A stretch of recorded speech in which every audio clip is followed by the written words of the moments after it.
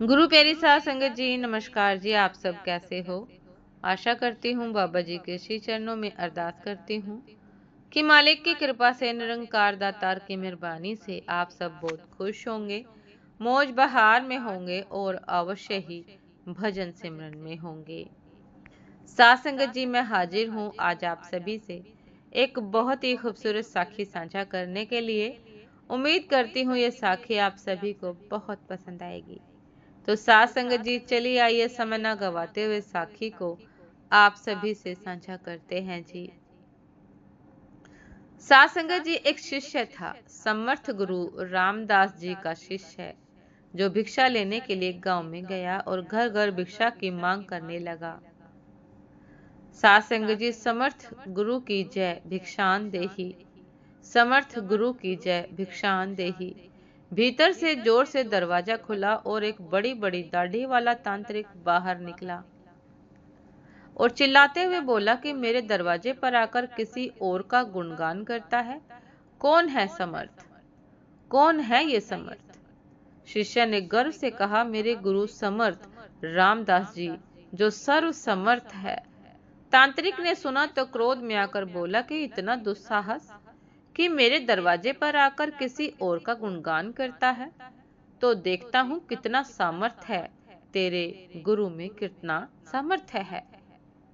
मेरा श्राप है कि तू कल का उगता सूरज नहीं देख पाएगा, अर्थात तेरी मृत्यु हो जाएगी।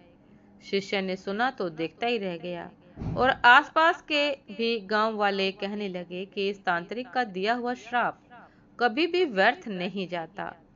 बेचारा युवा में ही अपनी जान गवा बैठा। बेचारा युवा अवस्था में ही अपनी जान गवा बैठा, ऐसे लोग चर्चा करने लगे। साथ संगत जी, शिष्य उदास चेहरा लिए वापस आश्रम की ओर चल दिया और सोचते सोचते जा रहा था कि आज मेरा अंतिम दिन है, लगता है मेरा समय खत्म हो गया है। आश्रम में जैसे ही पहुंचा, गुरु सामर्थ्य रामदास जी हंसते हुए बोले, ले आया भिक्षा? बेचारा शिष्य क्या बोले। गुरुदेव हंसते हुए बोले कि भिक्षा ले आया? शिष्य ने कहा कि जी गुरुदेव, भिक्षा में अपनी मौत ले आया हूँ, और सारी घटना सुना दी और एक कोने में चुपचाप बैठ गया। गुरुदेव बोले कि अच्छा चल भोजन कर ले।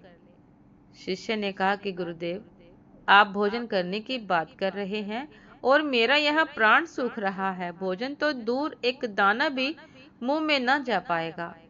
गुरुदेव बोले कि अभी तो पूरी रात बाकी है, अभी से चिंता क्यों कर रहा है, चल ठीक है, जैसी तुम्हारी इच्छा। और यह कहकर गुरुदेव भोजन करने चले गए।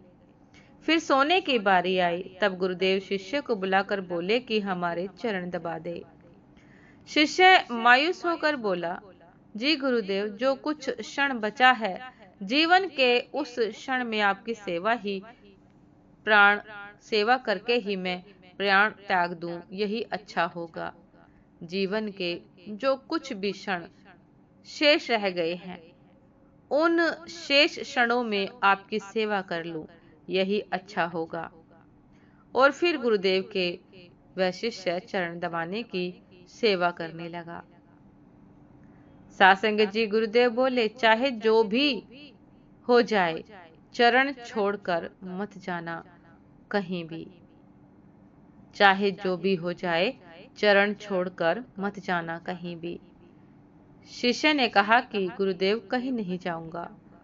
गुरुदेव अपने शब्दों को 3 बार दोहराए कि चरण छोड़ना नहीं, चाहे जो हो जाए, चरण मत छोड़ना। गुरुदेव ने अपने शब्दों को 3 बार दोहराया। यह कहकर गुरुदेव सो गए। शिष्य पूरी भावना से चरण दबाने लगा। रात्रि का पहला प्रहर बीतने को था। अब तांत्रिक अपने श्राप को पूरा करने के लिए एक देवी को भेजा, जो धन से भरी थी, सोने चांदी हीरे मोती से भरी थी। शिष्य चरण दबा रहा था, तभी दरवाजे पर वो देवी प्रकट हुई और कहने लगी कि इधर आओ और ये सोने चांदी से भरा ये ले लो। शिष्य भी बोला, जी मुझे लेने में कोई परेशानी नहीं है, लेकिन क्षमा करे, मैं वहां पर आकर नहीं ले सकता हूँ। अगर आपको देना ही है तो यहाँ पर आकर दे दीजिए। वो देवी सुनी तो कहने लगी कि नहीं नहीं, तुम्हें यहाँ आना होगा, देखो कितना सारा है। शिष्य बोला कि नहीं, अगर देना है तो यही आ जाइए। तांत्रिक अपना पहला पासा असफल देखकर दूसरा पासा फेंका। तब रात्रि का दूसरा पहर बीता और तांत्रिक ने इस बार उस शिष्य की मां की रूप बनाकर भेजा। सासंग जी शिष्य गुरु के चरण दबा रहा था, तभी दरवाजे पर आवाज आई कि बेटा तुम कैसे हो। शिष्य ने अपनी माँ को देखा तो सोचने लगा कि अच्छा हुआ जो माँ के दर्शन हो गए, मरते वक्त माँ से भी मिल ले।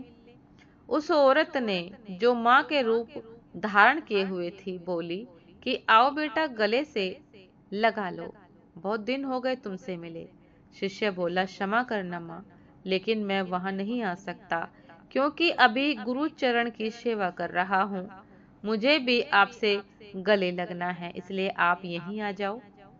फिर वो औरत देखी कि चाल काम नहीं आ रही है तो वह भी चली गई। सासंग जी रात्रि का तीसरा पहर बीता और इस बार तांत्रिक ने यमदूत रूप वाला राक्षस भेजा। राक्षस पहुंचकर शिष्य से बोला कि चल, तुझे लेने आया हूँ, तेरी मृत्यु आ गई है, उठ और चल मेरे साथ। शिष्य भी झल्लाकर बोला कि काल हो या महाकाल, मैं नहीं आने वाला। अगर मेरी मृत्यु आई है तो यहीं आकर ले जाओ मुझे, लेकिन गुरु के चरण नहीं छोड़ूंगा बस। फिर राक्षस भी चला गया। सुबह हुई, चिड़िया अपने घोंसले से निकलकर चहचहाने लगी। सूरज भी उदय हो गया। गुरुदेव रामदास जी नींद से उठे और बोले कि सुबह हो गई। शिष्य बोला जी गुरुदेव सुबह हो गई। गुरुदेव अरे, तुम्हारी तो मृत्यु होने वाली थी ना, तुमने ही तो कहा था कि तांत्रिक का श्राप कभी व्यर्थ नहीं जाता, लेकिन तुम तो जीवित हो। गुरुदेव हंसते हुए बोले। शिष्य भी सोचते हुए बोला कि जी गुरुदेव, लग तो रहा हूं कि जीवित ही हूँ। फिर सारी घटना याद की। रात्रि वाला फिर समझ में आई कि गुरुदेव ने क्यों कहा था कि चाहे जो भी हो जाए चरण मत छोड़ना। शिष्य गुरुदेव के चरण पकड़कर खूब रोने लगा, बार बार यही कह रहा था जिसके सर पर आप जैसे गुरु का हाथ हो उसे काल भी कुछ नहीं कर सकता। सासंग जी गुरु की आज्ञा पर जो शिष्य चलता है उससे तो स्वयं मौत भी आने से एक बार नहीं अनेक बार सोचती है। तभी तो कहा गया है, करता करे न कर सके, गुरु करे सो जान, तीन लोक नौखंड में गुरु से बड़ा ना कोई। स्वयं भगवान श्री कृष्ण गुरु की आज्ञा सिर पर ले चले, स्वयं प्रभु राम गुरु की आज्ञा पर चले। और पूर्ण सतगुरु में भी सामर्थ्य है कि वो प्रकृति के नियम को बदल सकते हैं, जो ईश्वर भी नहीं बदल सकते, क्योंकि ईश्वर भी प्रकृति के नियम से बंधे होते हैं। लेकिन सतगुरु, पूर्ण सतगुरु नहीं, सतगुरु जो चाहे कर सकते हैं। तो साथ संगत जी, हमें पूर्ण श्रद्धा से सतगुरु का आदेश का पालन करना चाहिए। सतगुरु जो भी हुक्म करे, जो भी आदेश दे, हमें स्वीकार करना चाहिए। सासंग जी, क्योंकि गुरु महाराज निरंकार दातार हमें जो भी आदेश देते हैं वह केवल और केवल हमारे भले के लिए होता है। ना जाने अपने किस हुक्म में, किस आदेश में वह हमारी कौन सी करनी को टाल रहे होते हैं, कितने कर्म काट रहे होते हैं। इसलिए सदैव मालिक के हुक्म में रहे। साथ संगत जी, ये थी आज की एक बहुत ही खूबसूरत साखी। उम्मीद करती हूँ ये साखी आप सभी को बहुत पसंद आई होगी। यदि पसंद आई हो साथ संगत जी तो लाइक कमेंट शेयर करना ना भूलिएगा। चैनल पर जो भी नए हैं कृपा करके सब्सक्राइब कर लीजिएगा, ताकि चैनल पर मिलने वाली सभी शब्द साखियों की अपडेट आप सभी को समय पर मिलती रहे। साथ संगत जी, आप हमें इंस्टाग्राम पर भी फॉलो कर सकते हैं। इंस्टाग्राम का लिंक डिस्क्रिप्शन बॉक्स में दिया गया है। तो साथ संगत जी, दासी को भी आज्ञा दीजिए।